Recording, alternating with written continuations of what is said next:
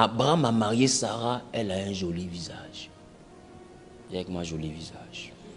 Dis avec moi, elle est belle.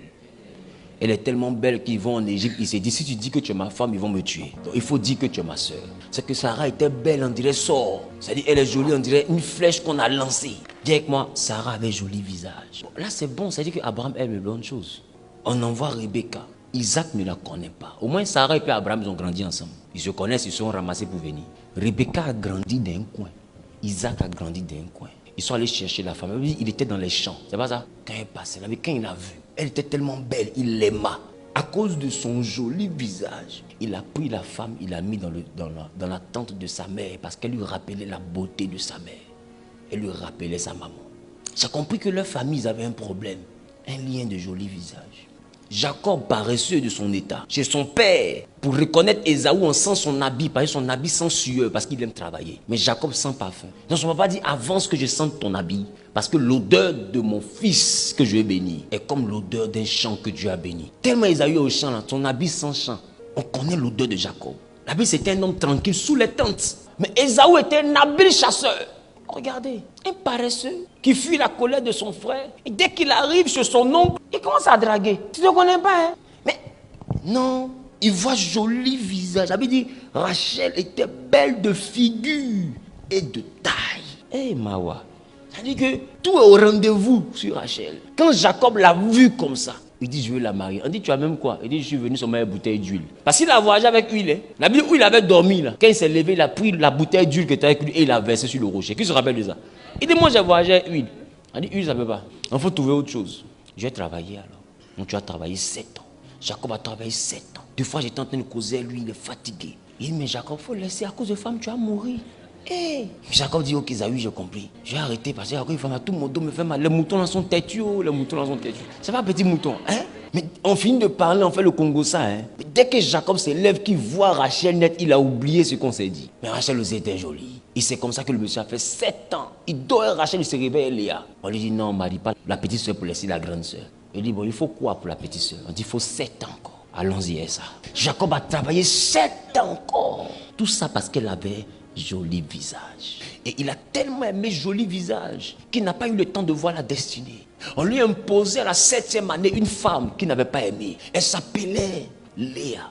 Rachel avait un joli visage, mais Léa, la Bible dit, elle avait des yeux délicats. C'est-à-dire que Léa était une femme dont le mystère était dans la vision.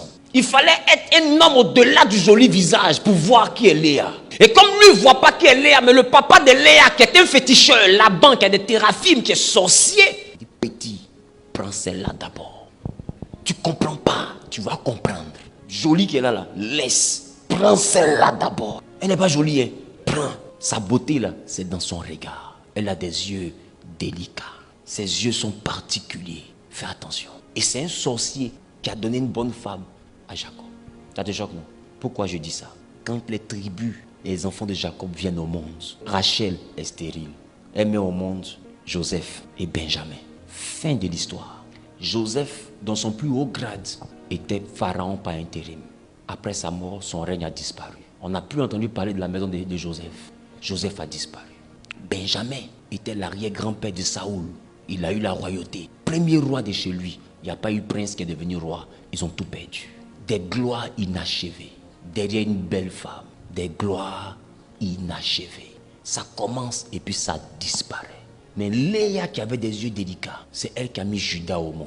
Et Judas a donné David. Et David est l'arrière-grand-père de Jésus.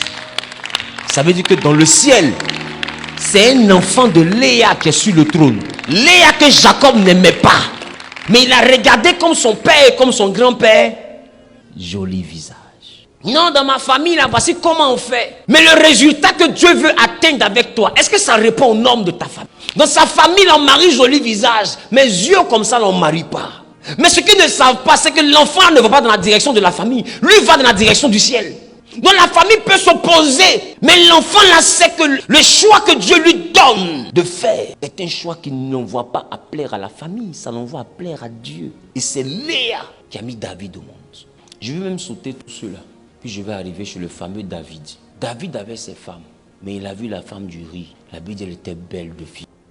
Elle se lavait. Quand David l'a vue, il l'a aimée. Il a pris la femme d'Uri, il est sorti avec elle. Et il a fait mourir Uri. Parce qu'elle avait un joli visage. Tu vas voir que ça va commencer à devenir un vrai problème. Uri meurt et dans la même maison de David, il y a un certain Amon, fils de David, qui voit sa sœur Tamar. La Bible dit il aimait sa sœur parce qu'elle avait un joli visage. Il a tellement aimé sa sœur, directement un lien de joli visage. Tu vois que ce qui était bien au début a commencé à devenir compliqué après. Et c'est sa sœur qu'il a aimé. Et sa sœur, il dit, je suis malade. Quand on m'envoie ma nourriture dans ma chambre, on dit, qui va t'envoyer? Il dit, Tamar, qu'elle m'envoie la nourriture. Elle dit, c'est son frère. Elle monte pour aller donner la nourriture. Il ferme la porte et il viole sa sœur parce qu'elle avait un joli visage. Il s'est trouvé que Tamar était la sœur, même père, même mère que Absalom. Absalom dit c'est une injustice, il réclame vengeance auprès de son père. Mais écoute-moi, entre ces trois enfants, il choisit qui? Tamar est ma fille, Amon est mon fils. Absalom, ça te fait mal, tu es aussi mon fils. Je prends qui? Je laisse qui? Alors David plaide pour l'indulgence. Absalom trouve que son père a été trop faible. Il organise une fête parce qu'il faut que l'honneur de sa sœur soit lavé. Et lors de la fête, il embauche des gens qui vont tuer son frère. L'assassinat est venu de quoi? Joli visage va faire encore que Absalom va faire un coup d'état contre son père. Il va prendre les femmes de son père. Il va coucher avec elles devant tout le peuple. Parmi les fils de Jacob, un certain Ruben n'a pas eu la prééminence parce que les femmes de Jacob étaient belles. Il a couché avec la femme de Jacob sur le lit conjugal. Il y a des choses que tu vois comme étant normales, mais qui deviendront un problème. Dans les liens, on a l'impression que c'est normal. Non, si elle n'est pas mariée, c'est parce qu'elle n'a pas eu la chance. Des fois, ce n'est pas une affaire de chance. Mon ami, ma chérie, il y a une loi. Une loi qui est tellement subtile parce que vous ne voyez pas que le serpent qui était en Genèse, c'est le même qui est devenu le dragon en Apocalypse. Les choses du diable rentrent dans la vie de quelqu'un, mais de façon tellement subtile qu'au début, tu peux minimiser. Mais c'est ça qui va devenir un gros problème demain.